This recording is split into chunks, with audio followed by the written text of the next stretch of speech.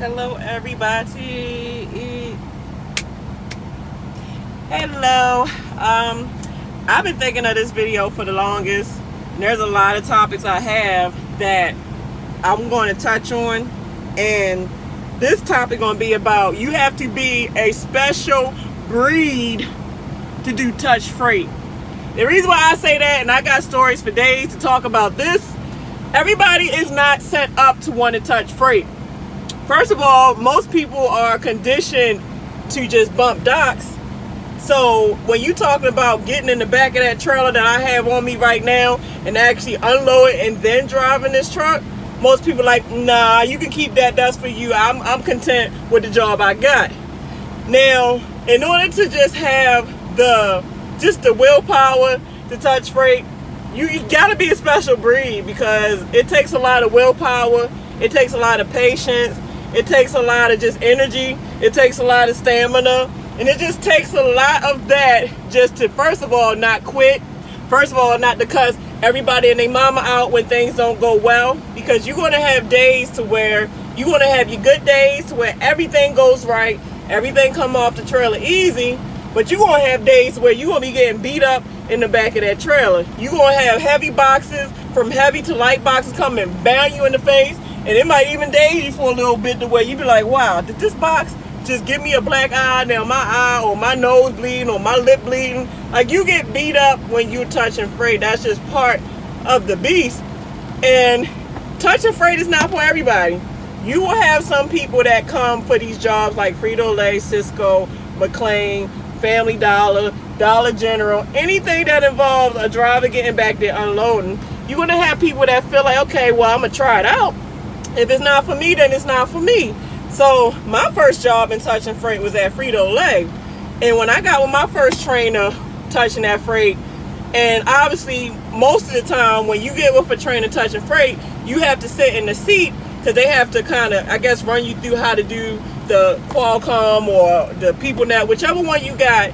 So you're sitting there trying to pay attention to how he do the job. So the first day that he got out, matter of fact, yeah, he got out and we had to get all the equipment, and he got out and opened the back of that trailer, put the equipment back there. When he opened that trailer, I looked at them boxes like,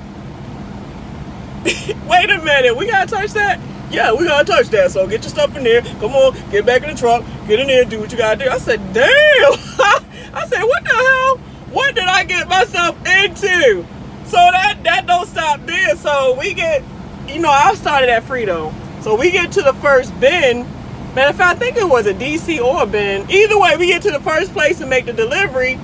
Matter of fact, it was a bin. We get to the first place to make a delivery, and he all fast, getting out the truck, getting out. I mean, like at Frito, you had to actually a hand truck, and you had to scoop it under. And I feel like that's harder than dealing with this Family Dollar. Like, this Family Dollar account, I mean, it got its days, but it's not as bad as Frito, because you actually had to do a hand truck where you're using most of your man strength to get up under that joint, tilt back, and push that thing up and down, a ramp. So I said, damn, I feel sorry for him, because I had to watch him for a couple minutes. I'm like, damn, I really got to do this? Do I really got to unload this trailer? But you know what? I ain't no punk. I'm competitive. I like to get stuff done. I like to prove that I can do it, and I'm not a quitter. So the fact that I have a competitive spirit made me get through to where, I did good at Frito. It's just I got let go because of the YouTube thing. But if it wasn't for me being, on YouTube, I'd probably still be at Frito right now, knocking it out. So I'm like, damn, man, how do you, it's so bad, right? Because at Frito, you got to do 5 weeks of training with 5 different trainers. I don't know if they still do it like that. But the second week, I had another trainer. And he said, man, when he first started, like when he had to, prepare himself to get to the day to where he wasn't going to have a trainer no more, the way he had to be by himself, he said he had nightmares. He said he woke up and nights were like, he said he woke up in night sweats because he was scared of going to work the next day and touching the freight by himself. And it can have you like that. I didn't have no nightmares. I mean, I had nightmares to where I felt like I still had to deliver it. But there's a lot of people that come and go. You got some trainers that get in that seat, and after the first day, they turn their equipment in or they turn their badge and everything. And I'm like, you know what, this is not for me. I thought I could do it, but I can't. And then you got some people that's a little bit overweight that come and they do try, you know, you give them credit for trying, but their stamina won't let them get through the first day because they get out of breath, to where you have some guys after finish unloading, they be on the ground, shoes off, hat off, everything. They're like, man, can you pick me up and put me back in the truck? Because I ain't got it. Hey, man, I had one guy said, you know what? I got a bad, I'ma just say, he said, I got a bad ass son. My son like 19 years old, and he always in trouble all the time. You know what punishment I should do for him? I said, what is that? Man, I should make him come work for free and unload this damn trailer. That's punishment enough. I said, you ain't never lied, especially in the summertime. In the summertime, you be looking like Bumpy. You be looking like a crackhead, cracked out, like cheeks been sucked in and everything from just sweating everything out. You definitely better drink down. Like I said, you have to be a special breed to deal with touching freight. That's why I take my hat off. I take my hat off to anybody working at McLean, Cisco, Family Dollar, Dollar General, Frito-Lay, Pepsi, beer, all them places that y'all see be hand unloading that stuff. I give y'all mother sucking credit because y'all are the true warriors. Like, you have to have the push to get through every day, because some of these guys work 6 days a week, some of these guys work 5 days a week, sometimes 7 days a week, and that's really pushing it to do 7 days a week. 7 days a week, you're not getting up that whole day that you get, maybe 2 days if they give you 2 days off. But there's a lot of times touch freight drivers, we will push through the day and we got all the energy to get the load off the truck that day, but by the time we get home, we be hurting. There's a lot of days I've had to where when I got home, and you know, obviously I take my bath, there's times I couldn't even get out the bathtub because I was so stiff and sore.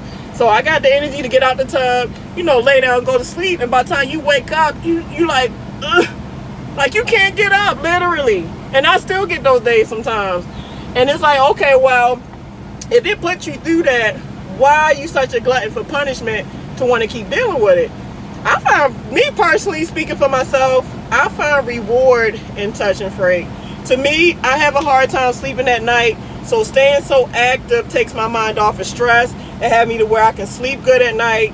And it challenges me mentally. I'm the type of person where I have to have my mind challenged, so I like stuff that can challenge me mentally and physically. And obviously another part of the benefit is too, you know, you stay in shape. Like, I still could lose a couple pounds, I still could slim down a lot, but for the most part, like overall, like my stamina is better. I have a lot of energy to where I could probably run circles around an average truck driver. And I mean, like, it's good for your health, and especially sweating. Like, I mean, you gotta make sure you stay hydrated, but if you're doing what you're supposed to do, then you know you should be, it's a great benefit in doing touch freight if you with the right company. But yeah, a lot of people get intimidated, and I don't blame them. Touching freight is not for everybody. Touching freight is not for everybody. You have to have a go-getter mentality. You have to have to where you like challenges. You have to just be somebody that just love a challenge, because if you don't like a challenge and you're lazy, touching freight, this ain't gonna be the place for you. This is going to kick your tail right where you stand, and I mean literally. These boxes will kick your tail right where you stand, and you will have to be man or woman to say, am I meant for this? Or you know what, this ain't for me. So you know what, y'all can have that little stuff. You go ahead and be that special breed, because I don't even care about breeding with crap. I quit today. Here go my keys to this truck and everything else. So like I said, kudos, hats off to all my Family Dollar co-workers and everything. Kudos to y'all, because we definitely do a lot when it comes to just making sure these stores get everything they get. And everybody that don't quit and stick it out even during the summertime and everything else, kudos to y'all. I appreciate y'all. I'm proud of y'all and everything else, because this summertime coming up.